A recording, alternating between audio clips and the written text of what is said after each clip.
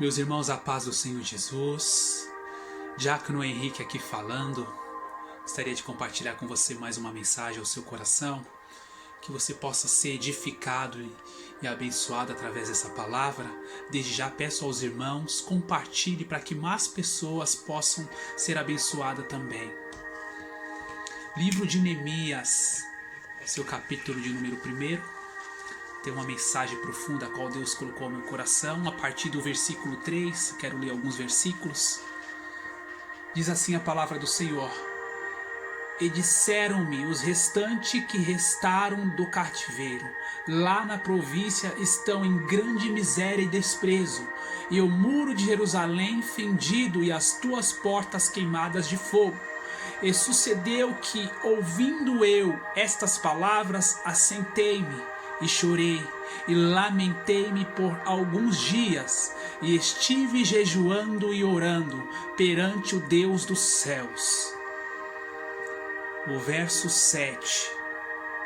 De todo nós corrompemos contra ti, não guardamos os seus mandamentos, e nem os estatutos, nem juízo que ordenaste a Moisés teu servo. Capítulo 2, o versículo 17 vai dizer assim: Então lhes disse: Bem vedes vós a miséria em que estamos, que Jerusalém está assolada e que as tuas portas têm sido queimadas a fogo. Vinde, pois, e reedifiquemos o muro de Jerusalém, e não estejamos mais em opróbrio. Meu irmão, diante de uma humilhação, o que você faz? Qual que é a sua atitude? Qual é o seu posicionamento?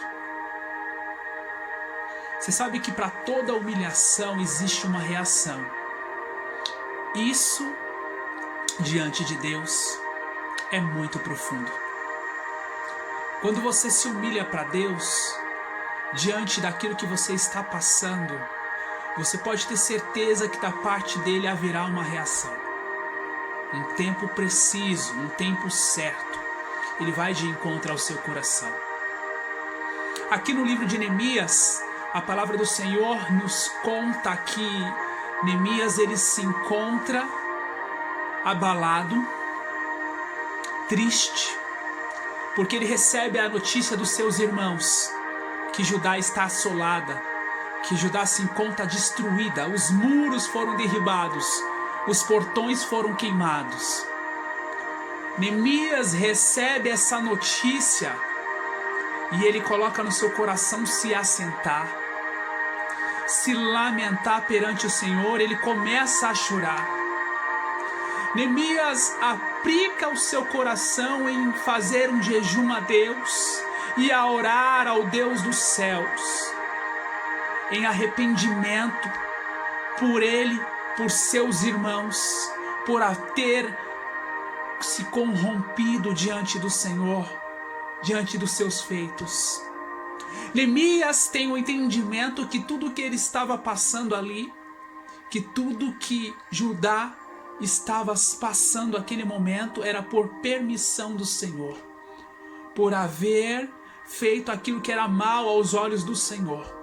Eles estavam arcando com as consequências das suas atitudes.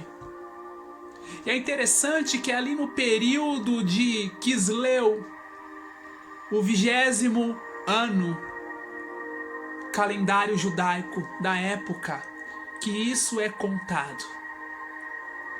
Ali no findar do capítulo 1, Neemias pede ao Deus do céu que a graça do Senhor fosse com ele, para que viesse a prosperar, porque ele tinha um desejo muito profundo no coração de fazer algo por Jerusalém.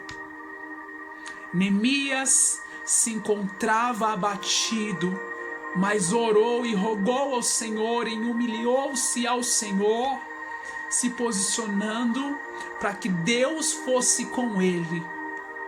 A partir do capítulo 2, a Bíblia nos declara que Neemias, ele se encontra também ainda triste, ele se encontra abalado pela situação, ele começa a lembrar de como era Jerusalém. ele começa a lembrar de como era a cidade dos seus antepassados, a cidade dos seus pais. E o seu semblante é de tristeza profunda, ao ponto que o rei Artaxerxes, a qual ele servia na época, percebe o semblante de Neemias triste e pergunta para ele: por que você se encontra triste, Neemias, sendo que nem doente você está? Neemias, em contrapartida, ele vai dizer: ó vive, ó rei, mas como pode eu estar alegre? Como pode eu me contentar, sendo que a minha terra natal, a cidade dos meus pais, a cidade dos meus antepassados se encontra assolada, destruída? Como posso eu me alegrar, Senhor? O rei, sentindo de compaixão de Neemias, pergunta para ele: o que me pedes que eu te faça, Neemias? Neemias vê ali a oportunidade de fazer algo, de ter uma ação para com Judá, a terra dos seus pais. Pede autorização ao rei para ir de encontro à cidade, porque ele tinha esperança no seu coração de fazer algo pelo seu povo, pela sua terra natal. Diante de tal circunstância, Neemias vai até a sua terra natal. E ali ele se depara com Sanbalate e Tobias, dois opositores. São os opositores que por muitas das vezes se encontram na vida da gente, tentando nos parar, tentando nos oprimir, dizendo que a gente não vai conseguir, que a gente não vai dar continuidade, que a gente não vai chegar em lugar nenhum. Mas Neemias não dá ouvido aos opositores e dá continuidade ao seu objetivo. Ele chega até a cidade, ele vê tudo assolado, destruído, os portões queimados. E ali ele se depara com alguns homens à sua volta. E ele expressa em seu coração: vende vedes, e como se encontra em total miséria a cidade, os portões queimados, os muros derribados. Que nós prontifiquemos e reedifiquemos a cidade. Era como se Neemias estivesse estimulando aqueles homens que não pudessem ali aceitar aquela situação. Que eles tivessem uma atitude assim como ele estava tendo naquele momento. É como se Neemias estivesse falando para aqueles homens: olha a miséria a qual nos encontramos. Vocês serão os mais miseráveis se verem essa situação aqui de miséria da nossa cidade, do nosso povo, e não fizerem nada.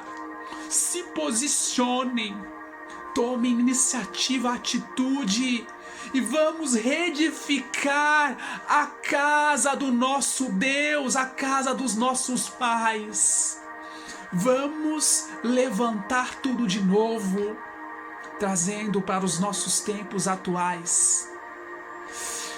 Nós somos como os miseráveis se vermos os nossos irmãos caídos, abatidos, e não levarmos uma palavra de restauração, uma palavra de vida, uma palavra que venha colocá-los de pé. Louvado seja Deus. Ou seja, a humilhação de Neemias surtiu resultado. A humilhação de Neemias foi de encontro ao Deus dos céus, que fez com que Deus tocasse no coração do rei, percebesse Neemias no estado ao qual ele se encontrava e permitisse a ele ir até a sua terra natal. Em toda humilhação existe uma reação da parte de Deus. Entenda, irmãos. Perceba que Ana só foi lembrada por Deus porque se humilhou. Davi só foi perdoado por Deus porque se humilhou perante ao Deus dos céus. Daniel só obteve a resposta da parte de Deus porque se humilhou.